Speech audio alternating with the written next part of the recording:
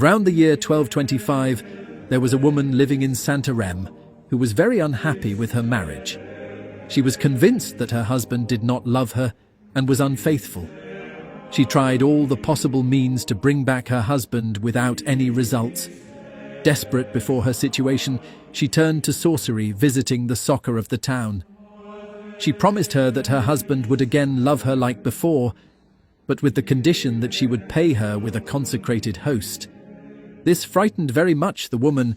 She knew this to be a sacrilege, but finally yielded to it.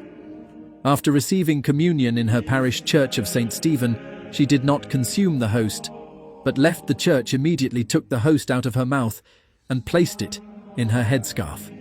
On her way to the sorcerer's house, the holy host started to bleed. The woman did not realize this was happening until the people passing by informed her, thinking that she was bleeding. The woman's heart started to panic. She went home and placed the host covered in the scarf at the bottom of a chest made of wood where she kept personal items in her room. She remained there with fear all day until night time. When her husband arrived late that evening, they went to sleep, with the possibility that she herself did not rest much. The guilt of her sin tormented her, and also the idea that perhaps the host continued to bleed. In the darkness of the room, a great miracle occurred. From the chest, brilliant rays of light shined through, allowing the couple to awaken. They saw a spectacular vision of angels adoring the holy host bleeding. The woman no longer contained herself and confessed the great sin to her husband. Both repented and spent the rest of the night kneeling in adoration and reparation before the miraculous host. The next morning, they informed the parish priest.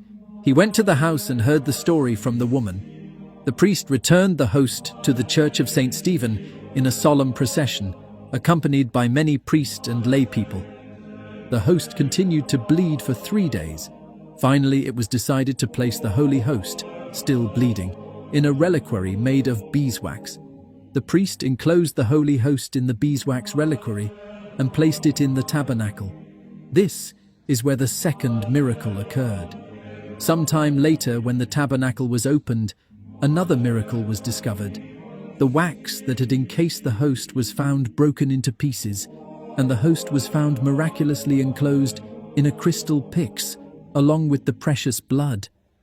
This was later placed in a gold and silver pear-shaped monstrance with a sunburst of 33 rays, in which it is still contained today.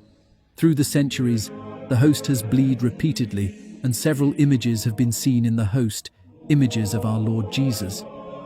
Among the many witnesses is Saint Francis Xavier, the missionary apostle of India, who saw the sanctuary of the miracle before departing to the missions.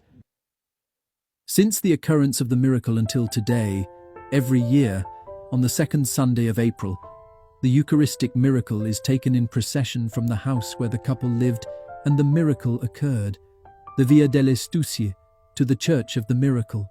The house has been a chapel since 1684. The Eucharistic Miracle of Santarém is considered the most important after the miracle of Lanciano. Studies and canonical investigations have been made during the years, being the most important the one in 1340 and 1612, which proved without doubt the authenticity and antiquity of the Eucharistic miracle.